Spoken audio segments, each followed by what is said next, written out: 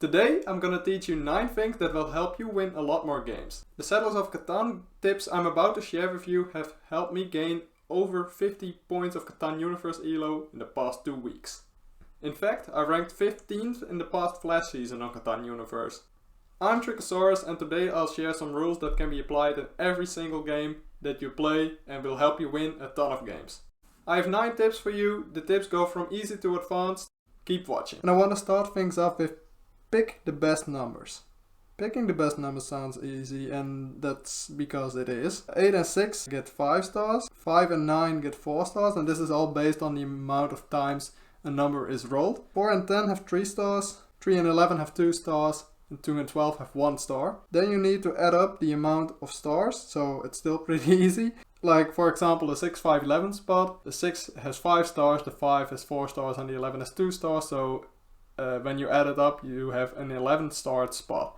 So the more stars a spot has, the more resources it generates on average. So if you know the total amount, you know how much a spot is worth. Tip number 2, pick a strategy.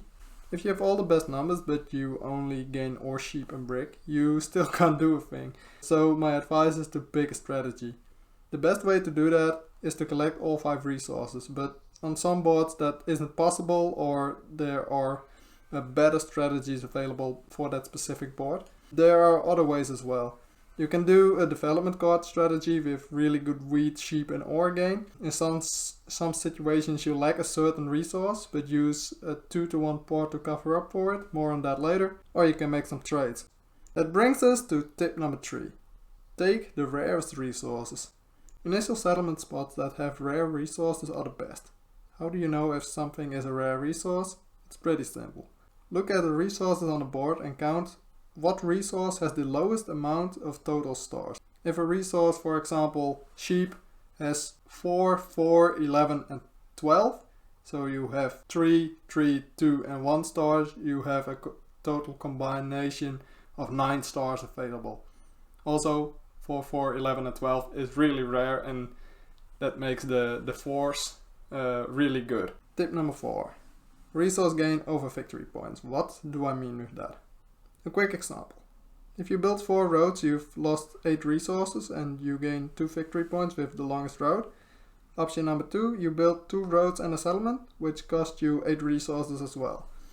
You gain 1 victory point with the second option, but more important in my opinion, you gain around 12 resources over the course of the game, which you can use for more cities and more settlements. Tip number 5. Use logic for your game plan.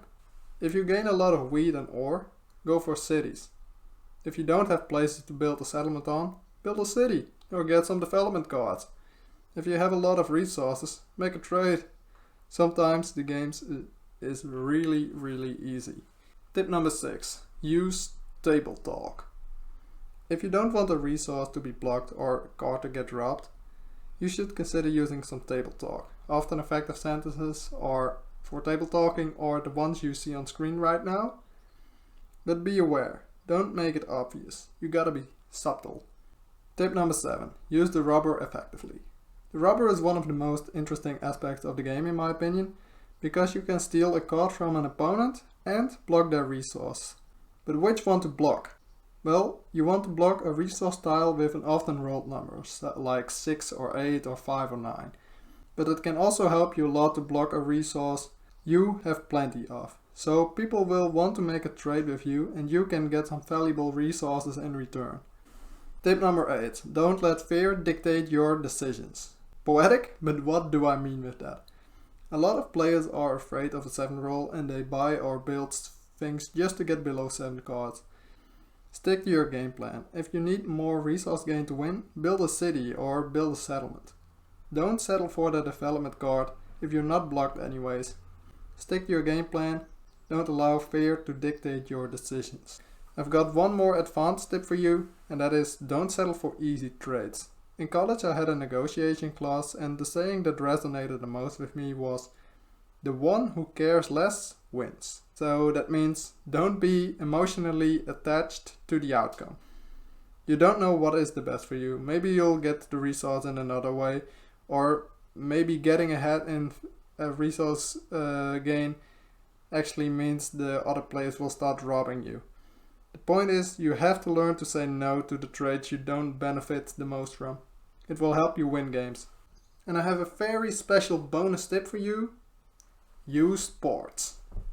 Boards can be effective in a lot of ways. If you have a lot of one specific resource, or if you can't get a certain resource, you can trade it for other resources.